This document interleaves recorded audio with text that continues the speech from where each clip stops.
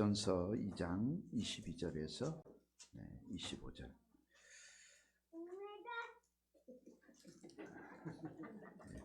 22절입니다. 신약성경 380페이지. 제가 먼저 읽겠습니다. 우리 교독하시죠. 그는 죄를 범하지 아니하시고 그 입에 거짓도 없으시며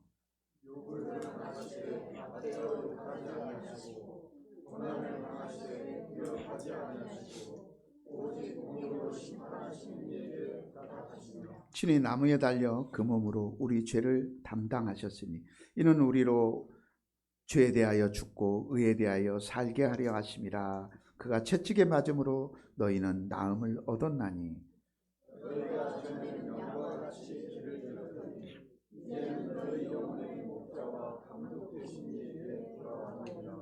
아멘. 저기 천장에 달려있는 게 마이크입니다.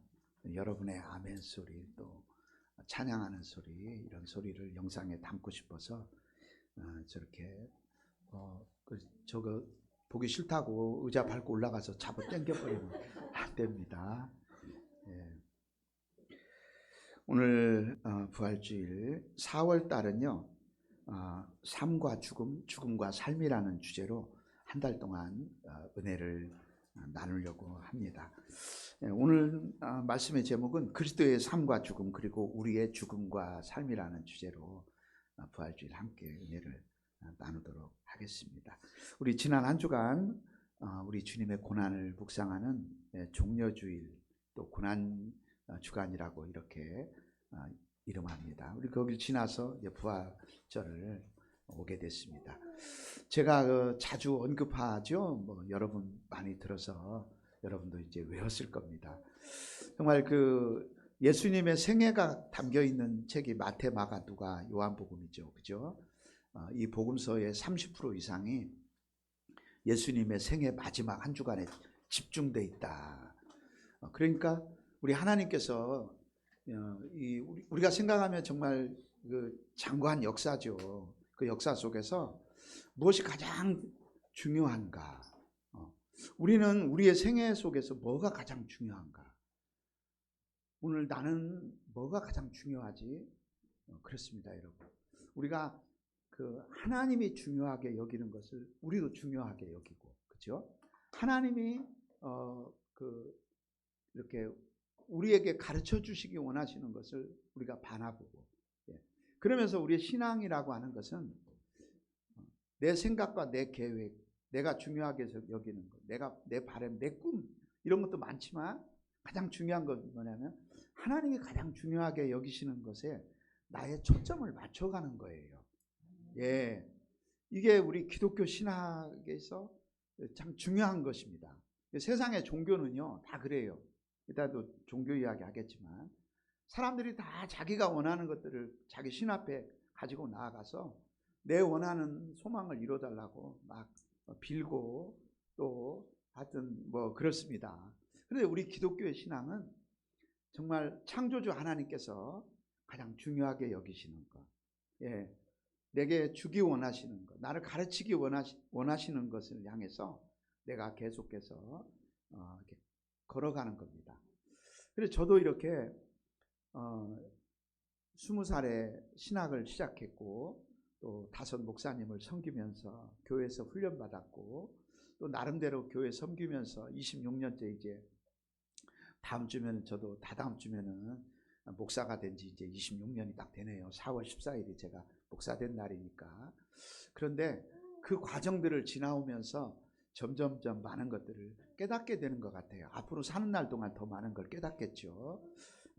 그래서 우리가 하나님이 원하시는 것에 내 마음을 맞춰가고, 그렇죠?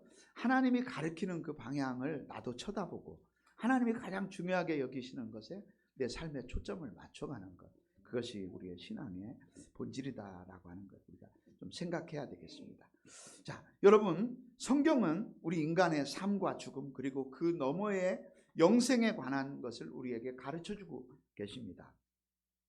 이 하나님 말씀이 그렇습니다. 하나님의 창조와 더불어 우리 존재가 있고 그리고 우리의 삶이 있어요. 그리고 그 삶의 끝에 뭐가 있냐면 죽음이 있어요. 근데 하나님은 거기서 끝나는 것이 아니라 그 너머에 있는 영생에 관한, 이 세상을 넘어서 천국에 관한 이야기들을 우리에게 들려주기를 원하십니다. 그리고 우리가 한국 이 성경, 우리가 개역 개정판이라고 그러거든요. 우리 한글 성경도 여러 차례 번역을 거쳐왔어요. 그래서 이 죽음과 관련된 단어를 제가 살펴봤어요. 이번 주에 특별히. 그랬더니 죽음에 관한 그 단어가 얼마나 많은지, 죽다, 죽음, 사망 이런 단어가요 2000번이 넘게 나오는 거야. 그런데 그뿐만이 아니죠. 그런 은유적인 표현들이 나오고 있어요. 잠들다, 조상에게로 돌아가다, 또 기운이 다하다, 멸망하다, 이게 다 죽음과 관련된 단어거든요. 이걸 빼고 죽다, 죽음, 사망의 죽음을 직접적으로 언급하는 단어만 2000번이 나오니까 뭐 잠들었다, 조상에게 돌아갔다, 기운이 다, 이런 표현까지 쓴다면은 얼마나 이 성경에 죽음에 관련된 단어가 많이 나오고 있는가 우리가 짐작을 할 수가 있습니다. 그래서 우리가 구약 성경을 보면은 대부분의 그 삶이 다해서, 인간의 수명이 다해서 이제 하나님이 너는 흙이니 흙으로 돌아가라 이 말씀하셨잖아요. 그래서 수명이 다해서 돌아가는 그 삶이 맞춰지는 그 죽음 뿐만 아니라 그것과 연관돼서 형벌로서의 죽음, 예, 율법을 하나님께서 주셨는데 우리 사람은 그 율법을 다 지킬 수가 없어요. 그래서 우리는 형벌로서의 죽음을 우리 인생은 맞이하게 됩니다. 또 두 번째로도 보면 구약 성경에서 시가서라고 불리는 게 있어요. 우리 성경은 구약 성경의 배치가 유대인들이 보는 성경과 배치가 다르거든요. 유대인들 성경은 우리는 구약이라고 부르는데 유대인은 타낙이라고 해요. 토라, 네빔, 케투빔, 이 앞에 글자들을 따가지고 타나크라고 부르거든요. 그러면 토라는 모세의 오경이고, 또 이스라엘 사람들은 이게 다, 우리는 역사서 뭐 이런 거 구분을 나누는데, 예언서 나누는데 그들은 다 역사서라고 이렇게, 그러니까 예언서라고 얘기를 해요. 그러면 뭐가 될까요? 그 네비임이 되겠죠. 그래서 이제 맨 뒤에다가 시가서를 배치를 합니다. 시가서는 뭐예요? 시편, 잠언, 전도서, 그 다음에 아가서, 예, 욥시편, 잠언, 전도, 아가서, 이게 이제 시가서가 되는 거예요. 근데 이 시가서의 내용을 보니까 죽음을 조금 다른 측면으로 다루고 있어요. 그러니까 죽음 그러면은 우리 인생으로 하여금 뭐냐, 사람을 겸손하게 만드는 거예요. 우리 사람이 아무리 교만하고 뭐 벌쩍벌쩍 뛰고 날뛰고 막 그러다가도 죽음이라고 하는 것 앞에 딱 서게 되면 사람이 어때요? 숙연해지는 거예요. 겸손해지는 거예요. 그래서 죽음과 관련할 때 우리 사람들은 지난 날을 돌아봅니다. 죽음 앞에 서면서 자기 자신을 돌아봐. 지난 날을 돌아봐. 인생을 살펴보게 되는 거예요. 내가 잘 살았나? 내가 지금 어떤가? 그러면서 사람들이 죽음 앞에서 회개하게 되고요. 또 겸손하게 되고요. 그리고 최종적으로 죽음 앞에 사람들이 서게 될 때 경건한 마음을 갖게 됩니다. 경건이라는 건 뭐죠? 하나님 앞에서의 올바른 태도, 흐트러졌던 그 자기 삶의 매무새를 이제 바르게 하는 거죠. 이런 시가서는 우리에게 그걸 가르쳐 줍니다. 교만한 자들을 낮추시고 회개하게 하고, 또 겸손하게 하고, 그리고 하나님 앞에서 태도를 바르게 하게 하는 그런 의미들을 갖습니다. 신약 성경에 와보니까 죽음은요 좀 더 깊은 의미를 다룹니다. 육체적인 죽음보다는 죄로 인한 영적인 죽음, 다시 말하면 하나님과의 단절로서의 죽음을 우리에게 경고하면서 하나님 앞에 돌아가서 영생을 얻도록, 그 죽음은 그것을, 그 과정을 이제 가르쳐주는 역할을 하게 됩니다. 그래서 성경에 왜 그렇게 죽음이라는 단어가 많이 나오는가 보니까 역설적으로 생명을 강조하기 위해서 죽음을 많이 언급하고 있는 거예요. 생명. 참 어제도 우리 남성교회 식구들 오셔가지고 이제 부활절을 준비하면서 교회 바닥도 깨끗이 좀 여기 예배당도 닦고 또 밖에 나가서 장로님 또 막 화단에, 우리 화단이 어마어마하잖아요. 거기서 또 막 괭이질도 하시고 땀을 많이 흘리셨어요. 근데 깨끗하게 이렇게 정리하는데 우리 장로님이 이제 화단에다가 그 무화과를 심어 놓는데 참 그걸 보면서 항상 뭘 느끼냐면 이 생명을 느껴요. 저는 생명. 자, 이 생명이라는 건 뭘까? 그렇게 죽은 듯 하던 그 땅 속에서 비가 내리고 햇빛이 비치고 봄바람이 불어오면요, 어떻게 그 흙을, 단단한 흙을 뚫고 그 초록의 그 생명이 올라오는지 정말 하나님 정말 저는 신기합니다.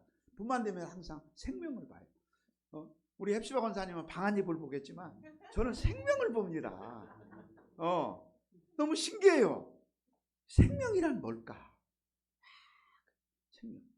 이 풀 한 포기에 담겨있는 그 생명, 살아있다는 거, 우리 알 수 없어요. 이 생명이라는 건 뭘까? 우리는 파악할 수 없습니다. 그 생명이라는 걸 만질 수 없어요. 창조주 하나님께서 피조물에게 부여하신 거예요. 바로 성경이 그거예요. 그 생명을 강조하기 위해서 죽음을 도구로 사용하고 있는 거예요. 그래서 죽음은요, 심판입니다. 결국은 죽는다는 것은. 로마서 6장 23절에 죄의 삭은 사망이라고 그랬거든요.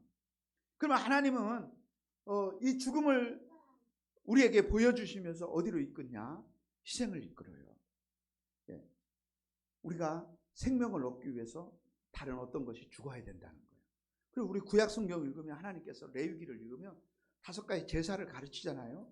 그래서 죽을 수밖에 없는 우리 죄인이 어떻게 하면 살아계신 하나님으로부터 나아가서 그분이 주시는 생명을 얻을 것인가. 그렇죠? 우리 생명을 얻으라는 거예요. 계속해서.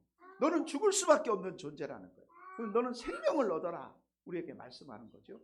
그래서 소가 죽고 양이 죽고 또 많은 그런 하나님께서 지정하신 짐승들의 죽음을 통해서, 그 희생을 통해서 사람들이 거듭거듭 하나님 앞에 나아가 또 은혜를 받고 그 생명을 경험하게 되는 거예요. 죽음을 통해서 생명을 경험하는 거예요. 결국은 그 죽음은 누구에게로 이어지느냐? 예수 그리스도의 십자가의 죽음을 통해 우리가 생명을 얻게 되는 것을 하나님은 말씀하고 있는 거예요. 그래서 예수님의 그 십자가의 죽음을 통해서 부활, 그렇죠? 그리고 영원한 생명. 이 이야기가 성경 전체에 흘러가고 있는 거예요. 성경 전체에 흘러가고 있어요. 하나님은 오늘 또 죽음을 말씀하시면서 너희가 예수 그리스도를 통해서 영원한 생명을 얻어라, 이렇게 말씀하고 있어요. 아멘입니까? 예. 여러분, 우리는요, 이 세상 살아가는 동안에 그 생명이라는 것에 대해서 별로 관심이 없어요. 왜냐하면 내가 살아있으니까. 철학자들의 이야기거든요. 죽음은 우리 상관할 필요가 없다는 거예요. 왜냐하면 우리가 왜 죽음을 생각하냐? 나는 살아있지 않느냐? 그리고 우리가 죽음을 맞이할 때 나는 죽음을 모른다. 이렇게 철학자들은요, 자꾸 눈을 가리려고 그런단 말이에요. 죽음을 회피하게 만들어. 그러나 성경은요, 계속해서 수천 번 죽음을 이야기하면서 우리로 하여금 죽음을 직시하게 만드는 거예요. 그러면 그 죽음 너머의 영원한 생명을 바라보라고 하는 거죠. 그리고 우리는 살아가면서 죽음을 자꾸 회피하려고 그러고, 우리는 무엇에 관심이 많냐면 복지에 관심이 많아요. 복지. 네? 일주일 내내 우리 다 복지에 신경 쓰다 오셨잖아요. 복지는 뭐예요? 내가 마음껏 먹고, 그렇죠? 건강하게 사는 거야. 네, 이게 결국은 복지거든요. 그리고 우리가 요즘 대통령을 뽑는다, 나라에 또 요즘에 막 저도 뭔 문자가 이렇게 오는지 보니까 광주에서 일할 사람들을 뽑는데 결국은 우리의 관심이 뭡니까? 누가 우리에게 풍요를 가져다 주고 안전을 보장할 것인가. 예. 우리는 거기에만 많은 관심을 쏟는 거예요. 예수님 시대의 사람들도 똑같았어요. 예수님 시대의 사람들도 날마다 눈을 뜨면 예수님을 찾는 거야. 왜냐하면 그분이 먹을 걸 해결해 주니까, 그분이 앞에 나가면 병을 낫게 해주니까. 그런데 예수님은 죽음을 이야기하시면서, 그렇죠? 나를 믿으라는 거예요. 내가 하늘로부터 온 산 떡이라는 거예요. 나를 먹는 자는 영생을 얻는다고 말씀합니다. 그래서 우리 기독교 신앙의 궁극은 죽음을 정복하는 거예요. 우리의 힘으로가 아니라 예수 그리스도께서 죽음을 정복하셨고 또 죽음을 짓밟으셨기 때문에 예수 그리스도를 믿음으로 말미암아 우리도 어떻게 해요? 영생을 얻고 영원한 하나님의 나라를 소망하며 살아가는 거예요. 네. 여러분, 일단 죽음이라고 하는 것은 그 죽음이 주는 이미지는 유쾌하지가 않습니다. 창세기 1장 태초에 하나님이 천지를 창조하신다. 그리고 이 1장의 천지창조 이야기를 들으면 어때요? 창조주 하나님이 빛이 있으라 하시며 빛이 있었다. 그러면서 하나님이 창조하시는 순간순간마다 뭐라고 말씀하세요? 하나님이 보시기에 좋았더라 이런 말씀하십니다. 하나님이 만드신 세상은 하나님이 보시기에 좋았어. 하나님 마음에 쏙 드는 세상이었다는 거예요. 그러나 여러분, 창세기가 50장인데 50장에 가보면은 창세기가 뭘로 끝납니까? 야곱의 죽음으로 끝이 나고 있고요. 야곱이 사랑하는 요셉의 아들의 죽음으로 창세기가 끝이 나고 있어요. 그러니까 창세기를 우리가 보면 먼저는 천지창조의 장엄한 이야기로 시작을 하고 있지만 창세기의 끝에 가보니까 죽음으로 창세기가 끝이 나고 있더라는 거예요. 이 죽음은 유쾌하지 않습니다. 우리가 이 죽음 뒤에 따라오는 뒤에 내용들을 읽어보면은 전부가 다 뭐냐면은 울음이 담긴 문장들이 나타나요. 통곡하였더라, 애곡하였더라, 슬퍼하였더라. 창세기 23장을 보면 믿음의 조상 아브라함도 그의 아내 사라의 죽음 앞에서 슬퍼하며 애통했다, 이렇게 말씀하고 있습니다. 또 레위기서를 가보니까 하나님은 이 죽음을 어떻게 다루느냐, 부정하게 여기고 있어요. 민수기 19장 11절에도 가보니까 사람의 시체를 만든 자는 누구든지 7일 동안 부정하다. 부지 중에라도 사람이 죽은 어떤 것의 시체를 만지게 되면 그 사람은요 일주일 동안을 부정한 거예요. 일주일 동안 그는 공동체를 좀 떠나 있어야 되는 그런 상황을 맞게 되는 거예요. 그래서 죽음은 유쾌하지 않다는 거예요. 죽음은 불쾌한 거야. 죽음은 깨끗함, 순결함, 고귀함 이런 이미지가 아닙니다. 죽음은 추하고요, 죽음은 무섭고 부정하다, 이렇게 성경이 하나님께서 또 말씀해주고 계십니다. 뿐만 아니라 죽음은요 허무함과 무의미를 남깁니다. 우리가 살아있는 동안은 최선을 다해 살잖아요. 그래서 사람이 참 죽고 나면 허무한 거예요.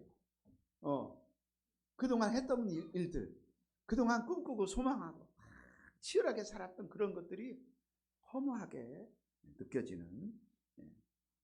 그래 우리가 제가 이렇게 성경을 가르치고 그러면서 언급하는 것이 아벨의 이름입니다. 헤벨, 아벨과 헤벨. 허무하다는 거예요. 우리 성경 하나님의 말씀이 우리 인생의 어떤 죽음과 그런 삶에 대해서 이야기를 해줄 때 입김, 이 헤벨이라고 하는 단어가 그런 것들을 포함하고 있어요. 입김, 안개. 그리고 하나님이 우리 생명과 삶에 대해서 이야기해 주시잖아요. 너희는 들의 꽃과 같다. 잠깐 피었다가 사라지는 꽃과 같다. 저도 천리향이 이렇게 피고 나면은 저 안쪽에다가 넣어놨다가 1년 동안을 보관하는데요. 뭐 다 하나님이 키워주시죠. 그런데 천리향이 꽃망울을 이렇게 먹으면 내놓거든요. 한 달도 못 가는 것 같아요. 얼마나 그 향이. 그리고 밤이나 아침에 문을 열고 사택에서 나오면 저 향기가 3층까지 올라와요. 근데 지금 이따가 내려가면서 보시면 벌써 다 져버렸습니다. 참, 그 우리 인생이 그렇다는 거 하나님 보실 때 잠깐 보이다 사라지는 안개와 같고 잠깐 피었다가 지는 꽃과 같다. 죽음이 남기는 이런 여운들은요 바로 이와 같은 것들. 저도 장례식을 마치고 돌아오면은 유쾌한 감정, 또 기쁜 마음 그런 거 없습니다. 예, 그는 이 장례를 마치고 돌아서면 항상 행복한 여운을 주지 못했던 것 같습니다. 여러분, 원시 문명의 근본에는 죽음이 담겨 있습니다. 특별히 우리가 이집트의 피라미드, 저도 이집트 가서 피라미드를 멀리서만 이제 봤는데 가까이 가지 못했습니다. 그런데 이집트의 그 피라미드가 결국은 뭐냐면 죽은 자를 보관하는 무덤이거든요. 그러니까 사람들이 만든 종교의 심연에는 죽음이 있고요. 죽음으로 인해서 사람들이 종교를 만들어내고 또 그 죽음의 신학을 바탕으로 문명을 건설합니다. 그래서 그 사람들이 왜 저런 그 문명을 이루어 놓았나고 연구를 해보면 그 밑바닥에 죽음이 깔려 있는 거예요. 우리 그리스도인들은 하나님의 말씀을 기반으로 해서 우리의 삶을 건축해야죠. 그렇죠? 예. 지금도 여러분 우리의 삶의 밑바닥에 우리 조상들이 가져왔던 그 샤머니즘의 문명이 얼마나 우리의 마음과 생각을 많이 지배하고 있는지 몰라요. 많이 지배하고 있습니다. 우리 기독교인들이 되고 나면 하나님의 말씀으로 그러한 것들을 버릴 걸 버리고, 그렇죠? 고칠 걸 고치고, 그러면서 하나님의 말씀이 우리의 삶의 기반을 이루도록 이렇게 해야 됩니다. 죽음이라고 하는 것은 이렇게 산자에게 지대한 영향을 끼쳐왔다는 거예요. 그래서 하나님께서도 우리 산자에게 죽음은 뭐냐? 원수다. 이렇게 가르쳐주고 계십니다. 슬픔을 가져오는 죽음, 부정함을 남기는 죽음, 허무함과 무의미의 마침표를 찍는 죽음. 산자의 원수로서의 죽음은 어디서 왔을까? 아까 말씀드렸죠. 하나님이 모든 걸 창조하시고 나서 하나님이 보시기에 좋았더라. 이렇게 하나님 말씀입니다. 하나님이 하나님의 형상대로 사람을 만드시고 에덴 동산에다가 그 사람을 두셨을 때 거기에는 죽음이 없었어요. 예, 얼마나 아름다웠고 또 풍요로웠겠습니까? 그런데 그 동산에 살던 사람이 하나님의 말씀을 저버림으로 인해서 그들은 에덴 동산에서 쫓겨나게 됩니다. 자, 에덴 동산에서 쫓겨나게 된다고 하는 것은 하나님으로부터의 단절을 의미하는 거예요. 하나님으로부터 떠나게. 요한복음 15장에 예수님이 우리에게 들려주시는 말씀. 포도나무. 나는 포도나무요. 너희는 가지다. 포도나무 가지가 포도나무에 붙어 있어야 되잖아요. 그죠? 그냥 우리 사람들은요, 하나님과 함께하는 삶을 좋아하지 않습니다. 하나님 떠나가는, 하나님 없는 삶, 간섭받지 않는 삶, 그걸 자유라고 생각을 하는 거예요. 그래서 에덴 동산에서 쫓겨남으로 인해서 사람은 이제 죽음을 피할 수 없는 존재가 되어지는 거예요. 에덴 동산에 나감으로 인해서 그때부터는 이제 죽음을 직면하게 됩니다. 죽음은 아름답지 않아요. 그건 행복한 것이 아닙니다. 하나님께서 기뻐하는 것이 아니에요.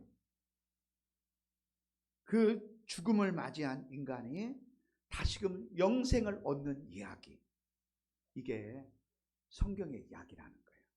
죽을 수밖에 없는 저와 여러분, 그런데 우리가 영생을 얻는 이야기, 그렇죠?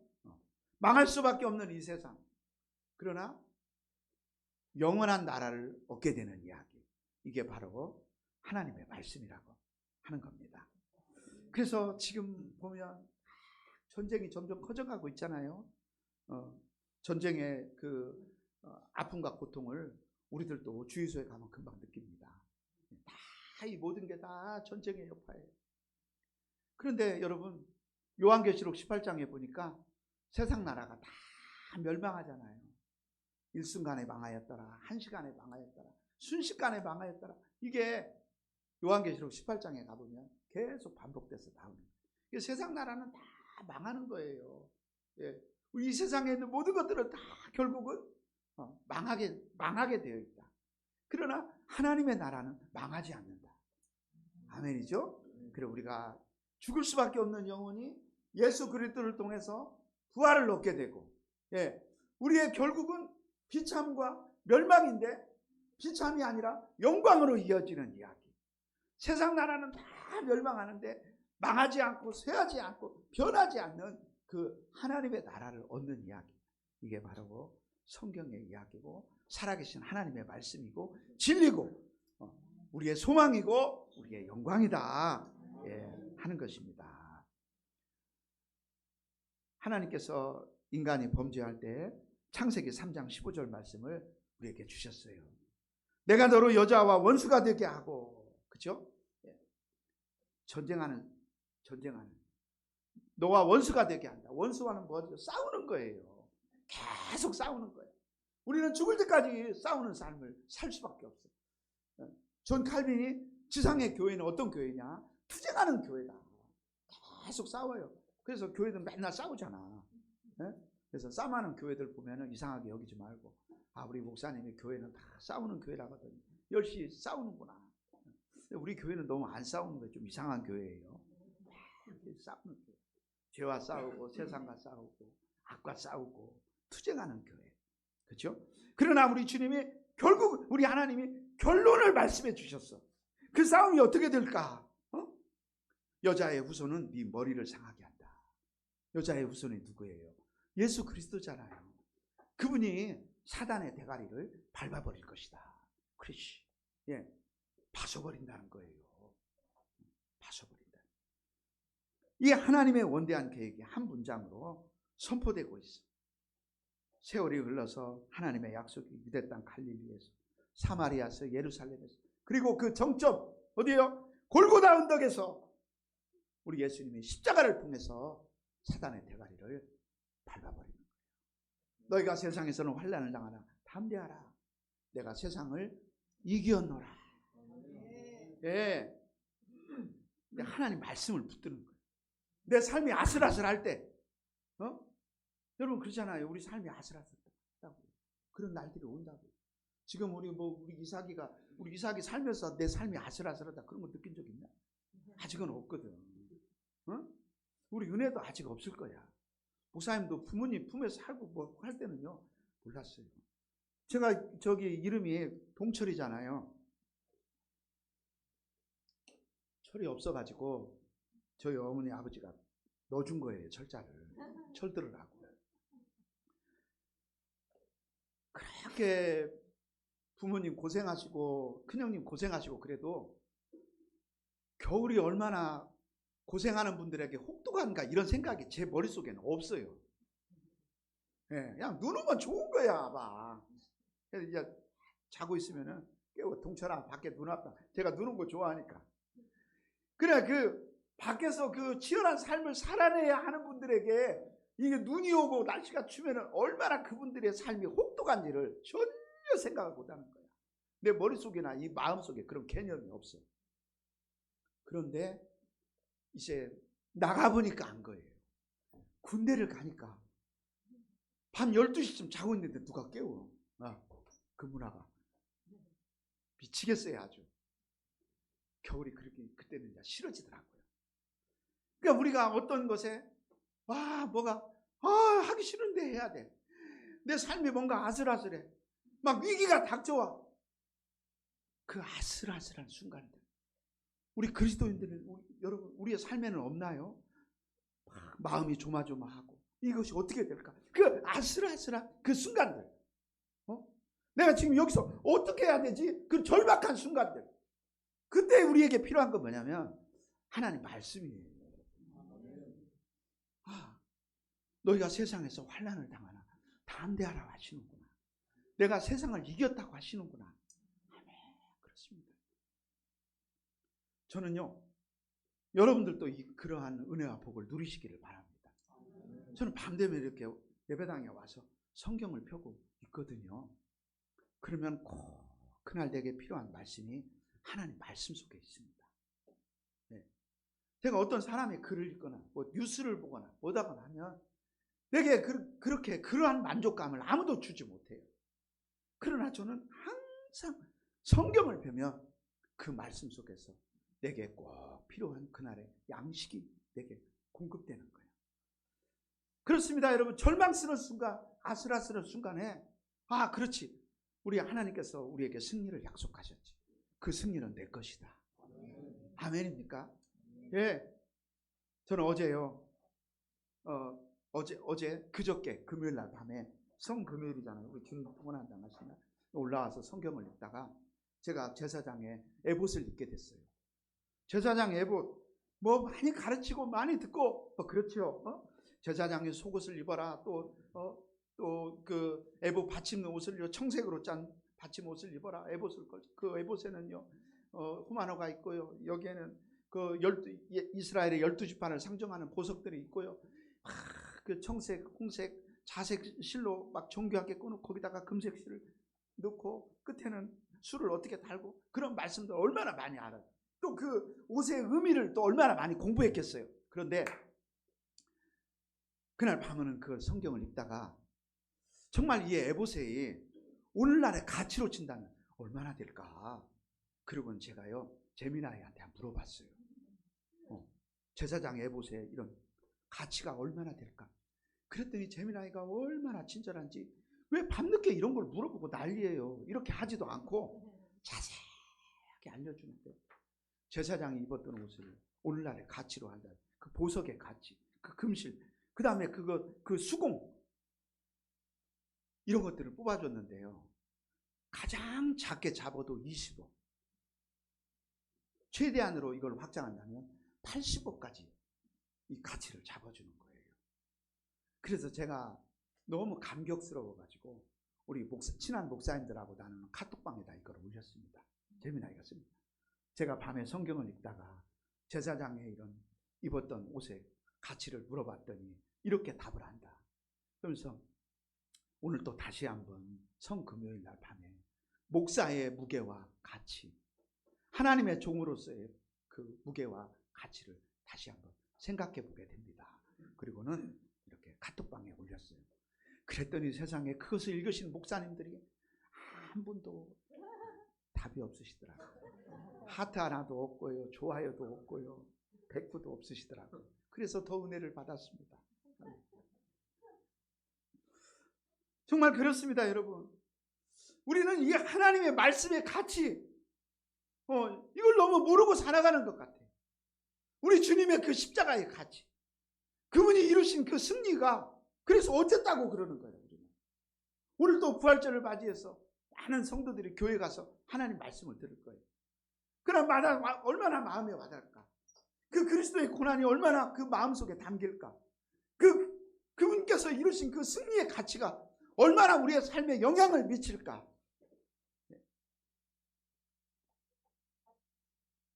더 많은 세월이 흘러서 베드로 사도는요. 베드로전서 오늘 우리가 읽었던 말씀 2장 22절과 25절에 이렇게 말씀합니다. 그는 죄를 범하지 아니했고 그 입에 거짓도 없으셨고 욕을 당하실 때 맞대어 욕하지 않으셨다는 거예요. 고난을 당하실 때 위협하지 아니하시고 오직 공의로 심판하신 이에게 부탁하셨다. 하나님 아버지께 육신의 생명 그 모든 것 장차 이루실 모든 것들을 다 하나님께 의탁하셨다는 거예요. 성경은 예수님의 고난과 죽음이 아주 부당한 것임을 우리에게 알려줍니다. 그분은 부당하게 고난을 당하셨고 그분은 부당하게 고통을 당하셨다는 거예요. 그러나 그분이 왜 그렇게 부당한 일을 겪으셔야만 했을까? 여러분 우리가 이렇게 뉴스를 보거나 뭐다 하면서 어떤 착한 사람이 부당한 일을 겪으면 얼마나 막 화가 납니까? 여러분들 화 안 나세요? 화 안 나시면 저만 화가 나요. 우리 주님은 너무나 부당한 고난을 겪으셨다는 거예요. 그러나 그분의 삶과 죽음이 우리의 삶과 죽음을 바꿔놓았다는 거예요. 예. 그분의 그 부당한 죽음이 고난과 죽음이 우리에게 정당한 것이 됐다는 거예요. 정당한 것이 됐어. 우리 주 예수 그리스도의 부당한 고난과 죽음이 우리에게는 정당한 용서와 생명을 얻게 하는 놀라운 그 역설. 예? 그분이 부당한 일을 당했기 때문에 우리는 정당하게 하나님 앞에 나아갈 수 있는 거예요. 그분이 부당한 일을 겪었기 때문에 오늘도 우리는 그분의 이름으로 하나님 앞에 당당히 기도할 수 있는 것이고요. 예, 그분의 이름으로 우리는 영원한 하나님의 나라를 얻을 수 있는 거예요. 우리 그리스도인들이 이런 기쁨과 감격이 내 안에서 솟아올라야 됩니다, 여러분. 그래야 우리의 예배가 감격의 예배가 될 수 있고요, 우리의 하루하루의 삶에 감격이 담길 수가 있는 것입니다. 우리 주님의 삶과 죽음은 우리의 무엇을 어떻게 바꿔놨는가 한번 구체적으로 세 가지만 생각해 보세요. 첫째로 우리 주님의 삶과 죽음은 이미 죽은 우리를 산자가 되게 하셨어요. 산자가 되게 하셨어요. 친히 나무에 달려 그 몸으로 우리 죄를 담당하셨으니 이는 우리로 죄에 대하여 죽고 의에 대하여 살게 하려 하십니다. 에베소 2장에 보니까 우리는요, 죄와 허물로 죽은 자래요. 죄와 허물로 죽은 자다. 지난번에 우리 헵시바 권사님이 학교 생활 오래 하셨잖아요. 그래서 이제 정년 퇴임했어요. 지금도 얼굴 보면 이제 45살밖에 안 보이는데 왜 사람은 일찍 일을 그만두라고 하고 그랬는지. 내가 이따 끝나고 안 보이면 이제 쫓아간 줄 아세요. 그래서 이제 꽃다발을 하나 받아오셨어요. 그래서 그 꽃다발을 이렇게 물에다가 꽂아놨는데요. 그래도 오래 갔어요, 꽃다발이. 그냥 그 꽃이 우리가 볼 때는 생생해 보여. 그러나 이미 그 꽃은 생명으로부터 단절된 상태. 그렇죠? 향기가 있고 아름다움이 있지만 그러나 이미 단절된 상태다. 성경은요, 하나님과 단절된 우리 인생들을 죄와 허물로 죽어가는 자라고 하지 않고요, 죄와 허물로 죽은 자라고 그럽니다. 죽어 있다는 거예요. 여러분, 우리 부활절날 우리의 믿음이 다시 살아나야 되겠습니다. 할렐루야. 예. 우리가 어떤 분들은 정말 아까 제가 기도할 때 그 죽은 나사로 이야기를 했잖아요. 어두운 굴 속에 있는 영혼들이 너무 많이 있어요. 이따 우리 조집사님 찬양 끝나고 기도할 때 우리 인생을 다시 돌아보면서 나는 교회는 다니지만 지금도 내 마음이 무덤에 있는 거 아닌가? 예. 제가 오래전에 천상교회에서 목회할 때 설교했던 기억이 나요. 요한복음 11장. 그 설교 제목을 제가 너무 멋지게 붙인 거야. 제가 생각해도. 그런 거 잘해요. 좀 알아주세요. 근데 제가 제목을 붙이고도 너무 멋졌어. 그 설교 제목이 뭐냐면 다시 심장이 뛴다. 나사로는 죽었어요. 그러니 그 심장이 멎어버렸잖아요. 예수님이 나사로야 나오너라 할 때 그 심장이 다시 뛰는 거야. 오늘 얼마나 많은 사람들이 부활절 예배드리러 갔어요. 그러나 심장이 안 뛰는 거야. 다 심장이 멎어 있어. 믿음이 없어요. 소망이 없어. 하나님을 향한 사랑이 있어요. 연애를 해야 심장이 뛰지. 우리 은비도 심장이 다르게 뛰는 날이 빨리 와야 돼.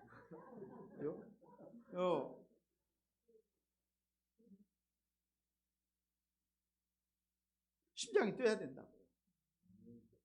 심장이 뛰는 예배를 드려야 된다고. 찬양을 했는데 내 심장이 안 뛰어. 기도를 하는데도 내 심장이 안 뛴다고. 정상이 아니라고요. 심장이 안 뛰는 사람 흉부 압박을 하고 막 그 전기인가요 그거? 막 충격을 줘가지고 심장이 다시 막 뛰게 하는 거야. 심장이 뛰어야 돼요, 여러분. 태원이 막 심장이 뛰어야 된다.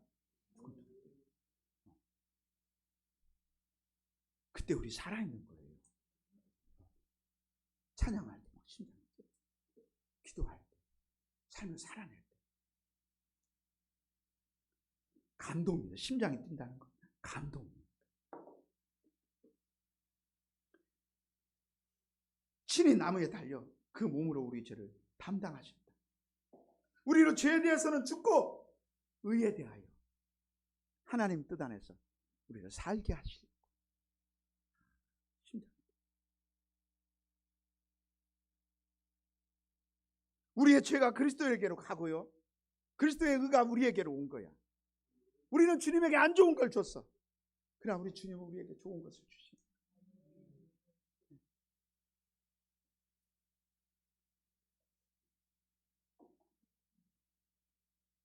우리는 더 이상 용서받은 죄인의 수준이 아니라 하나님 앞에서 의로운 자, 하나님의 자녀로 영접하는 자, 곧 그 이름을 믿는 자들에게는 하나님의 자녀가 되는 권세를 주셨다. 예, 여러분 절망 속에서 여러분이 무덤 갔을 때 나는 산 자다. 눈을 들어 주를 보라. 힘차게 부르짖어 기도하고 찬양하면서 살아나는 역사가 있기를 축복합니다. 두 번째로 슬픔과 엄의 삶이 소망과 거룩한 삶으로 바뀌는 거예요. 여러분 시편 90편에 보면 인생이 70이요 강건하면 80이라 그랬거든요. 오늘 말씀에도 보니까 채찍에 맞음으로 너희가 나음을 입었다. 우리가 인생이 70이고 강건하면 80이라도 수고와 슬픔뿐이다. 우리 인생이 수고와 슬픔뿐이야.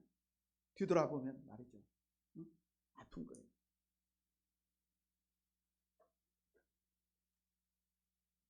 그러나 천국이 없다면 얼마나 절망스럽습니까? 그렇죠? 절망스럽죠. 그러나 우리 주님의 채찍에 맞음으로 우리가 나음을 입었어.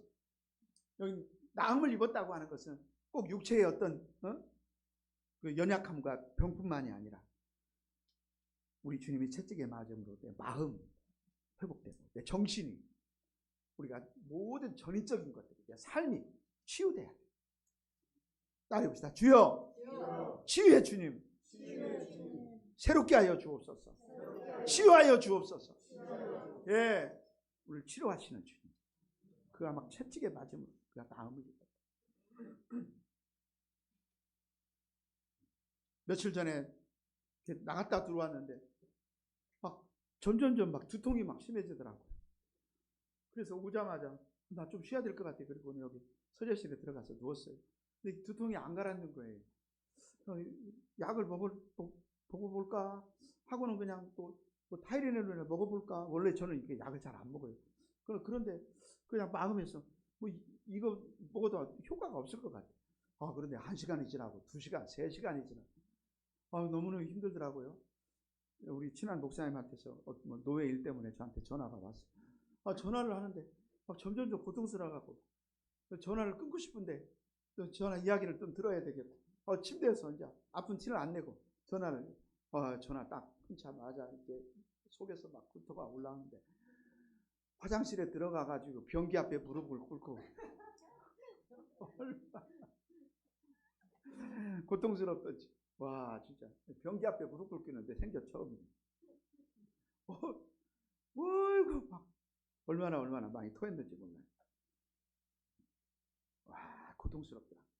한 번씩 이렇게 또 아파보면 내가 아무것도 아니라는 걸 알게 되고 또 구토를 싹 하고 났는데요. 금방 또 멀쩡해진 사람이 또 표가 났는지 학교에 갔더니 제 앞에 강의했던 교수님 저를 보더니 목사님 얼굴이 창백해 보인다고. 그래서 아유 내가 너무 아파가지고 막 그냥 토했다고. 근데 또 멀쩡해져요. 약할 때 내 마음이 지쳐 낙심될 때 또 힘을 주시고 육체가 병들었을 때 또 다시 나를 일으켜 세워주시고 앞길이 캄캄할 때 또 우리 주님 앞에 빛을 비춰주시고 여러분 그 주님이 저와 여러분 모두에게 함께 하시고 계신 걸 믿으시기를 바랍니다. 믿으시길 바랍니다. 여러분 그렇습니다. 제가 좋아하는 단어 문장 창세기에 보면은 저녁이 되고 아침이 됐다. 세상에서는 항상 아침이 되고 저녁이 되는 게 세상의 논리고 세상 사람들이 그렇거든요. 살다가 죽는 거. 그렇죠? 그러나 하나님의 개념은 달라요. 저녁이 되고 아침이 되는 거예요. 우리 인생이 깜깜할 때 그때 하나님은 또 새로운 아침을 준비해 주셔요. 하나님 나 죽었습니다. 나 이제 여기가 끝인가 봐요. 그럴 때 갑자기 새로운 일들이 열리는 거예요. 하나님은 항상 하나님 나 여기 끝인가 봐요. 그럴 때 우리에게 새로운 출발점을 꼭 그어주시고 야 지난 건 잊어버려라. 여기서부터 다시 시작하면 된다. 우리 주님이 그냥 출발선을 쭉 그어주시고 그렇죠? 나는 이 문장이 얼마나 좋은지 몰라요. 예, 저녁이 되고 아침이 된다. 낙심하지 말아라. 너 끝난 것 같지만 기독교의 역사는요 죽었다 다시 사는 역사예요. 죽음 이후에 부활을 역사 말씀하는 거예요. 항상 우리에게 소망을 주십니다. 항상 보면 하나님은 내 마음에 소망을 풀어넣어줘. 할 수 있거든이 무슨 말이냐. 믿는 자에게 능치 못함이 없느니라. 일어나라. 빛을 발하라. 아멘. 십자가가 끝이 아니라는 거예요. 무덤이 끝이 아니라는 거예요. 하나님은요, 우리의 삶을 바꿔놓으십니다. 소망 없는 삶을 소망 있는 삶으로, 거룩한 삶으로, 보배로운 삶으로 바꿔놓으셔요. 우리 찬양 하나 불러봅시다. 찬송가 160장 그 부활절인데 우리 그 찬양 불러보죠. 진수 형제 찬송가 160장 띄워줘요. 무덤에 머물러.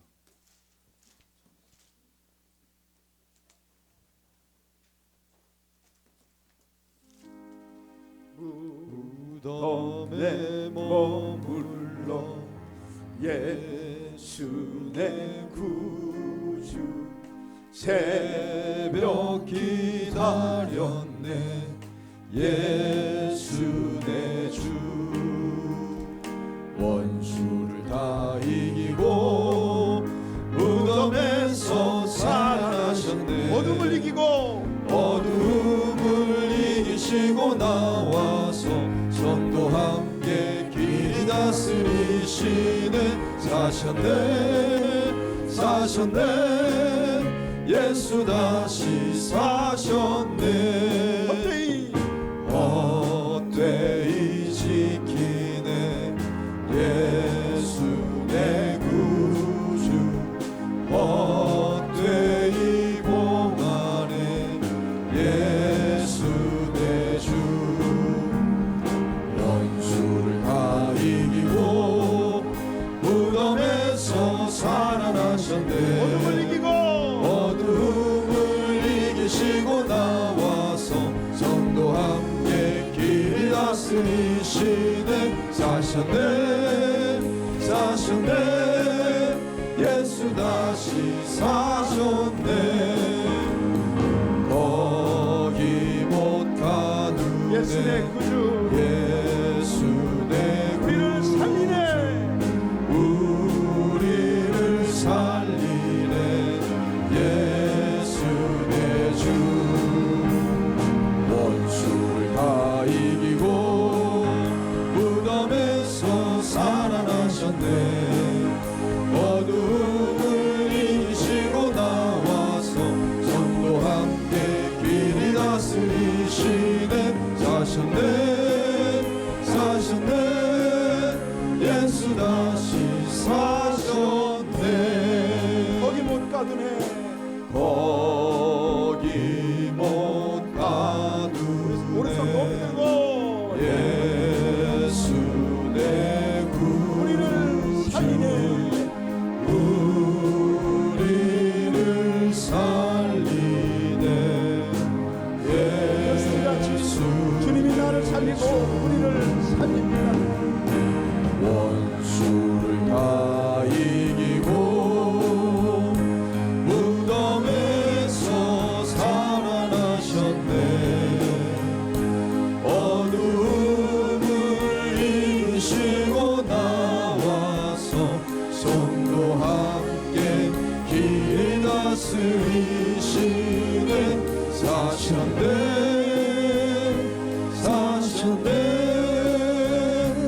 예수 다시 사셨네 할렐루야. 우리 이사이가 옆에서 드럼을 치면요 쿵쿵쿵 그냥 이렇게 마음을 울려. 우리 이사이가 그냥 앞으로 사람을 많이 살리는 사람이 되거라. 그럴 줄로 믿습니다. 사람을 살리는 사람. 내가 나 한 사람이 살면요 또 많은 사람을 살립니다.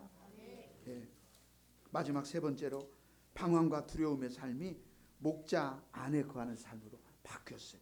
오늘 말씀하잖아요. 너희가 전에는 양과 같이 길을 잃었더니 이제는 너희 영혼의 목자와 감독되신 이에게 돌아왔느니라. 전에는 길을 잃어버렸어요. 다 방황했어요. 저도 신학교 가기 전에 막 방황했어요.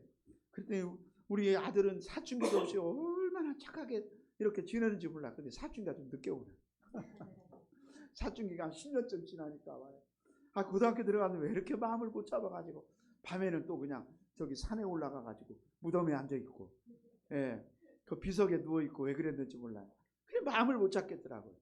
그런데 신학교에 올라가니까 다른 세상이에요. 날마다 사람들이 예배드려요. 날마다 모이면 기도하는 거예요. 날마다 공부해요. 그래서 내가 바뀌더라고요. 그 사람들 속에 들어가 보니까. 우리 성경에 보면은 예수님이 거라사에 가가지고 광인을 만나잖아. 그 사람 무덤에서 살잖아. 무덤에서 살아. 아무도 제한 못해. 그런데 우리 예수님이 그 사람을 살리잖아요. 찾아가서. 그러니까 이 사람 나 예수님 따라다닌답니다. 그랬더니 예수님 따라다니는 거 다른 거 아니야. 내가 너에게 행한 일을 가서 전하라는 거예요. 가서 예수님을 통해서 방황하던 인생이 이제는 목적 있는 인생, 그렇죠? 하나님께 예배하고 하나님을 찬양하고 하나님을 경배하는 인생, 하나님을 증거하는 인생을 살게 됩니다. 얼마나 멋진 인생입니까, 여러분? 우리나라 지긋지긋하게 가난하고 아무도 소망도 없었는데 이 나라 대한민국에서 그 많은 선교사들이 나가서 가서 막 교회를 세우고요, 새마을 운동을 하고요, 사람들에게 복음을 전하는 거 보면은 이번에 그러더라고요. 우리나라에서 천궁이 갔잖아요. 천궁이 뭐죠? 날아오는 미사일 격추시키는 거. 그런 얘기를 하더라고요. 어떤 분이. 우리는 무기를 보내도 사람을 살리는 무기를 보냈다는 거예요. 우리는 어디 폭탄 안 떨어지잖아. 다른 사람들 죽이려고 날아오는 미사일을 맞춰. 나 그 이야기를 하는데 대한민국에서 간 무기가 사람을 살리는 무기다. 아, 그렇구나. 사람을 살리는 무기. 무기가 가도 사람을 살리네. 어디 대한민국 사람들 오늘 안 앉은 거 다 어디 외국 사람들이에요. 사람을 살리는. 우리는 지금도 여전히 때로는 두렵고 때로는 슬프고 때로는 방황하지만 완전히 그 모든 것들이 극복된 삶은 아니지만, 그러나 오늘 또 하나님 빛되신 예수님, 그 영혼의 목자 되신 얘기 돌아와 그 길을 포기하지만 저절조차 따라가야 될 줄로 믿습니다. 잘 우리 주님 따라서 가야 되겠어요. 여러분, 열왕기하 5장을 보면요, 문둥병에 걸려 죽어가던 나만 장군이 자기가 다시 회복될 수 있다는 소식을 듣고 소망을 안고 간 과정이 우리에게 자세히 나오지 않습니까? 그런 분 맨 마지막에 불신을 안고 되돌아서려고 하지만, 그러나 어때요? 그는 요단강에 들어가기 시작하잖아요. 한 번 들어갑니다. 두 번 들어갑니다. 세 번, 네 번. 안 될란가 보다. 포기하지 않고 7번 마지막까지. 그 선지자의 말이 7번 몸을 씻으라 그랬으니까 5번까지 나는 왜 안 되나 하지 말고 7번 몸이 들어갈 때까지 계속해서 하나님의 은혜 속으로, 하나님의 임재 속으로, 하나님의 말씀 속으로 들어가서 여러분 소망이 현실이 되는 역사. 따릅시다. 주여, 소망이 현실됨을 감사합니다. 그렇지요, 여러분. 소망이 현실이 되는 거야. 끝까지 믿음을 버리지 않고 소망을 품었더니 정말 나아만 장군이요, 하나님의 역사를 체험하게 되는 거예요. 믿음과 소망이 현실이 되지 않습니까? 기적이 체험되지 않습니까? 예수님의 삶과 죽음이 우리의 죄와 죽음, 죄의 죽음이 되고 영생이 됐어. 우리의 죄를 다 죽이셔. 십자가에서 처리하시고 영생이 됐어. 예수님의 고난과 죽음이 우리에게 치유와 회복이 됐습니다. 그 주님 오늘도 우리를 버리지 않고 떠나지 않고 내 손을 꽉 움켜쥐고 계십니다. 할렐루야. 오늘도 우리가 함께 하신 주님을 찬양합니다. 우리 다 자리에서 일어나셔서 함께 찬양하고 기도하고 예배를 마치겠습니다.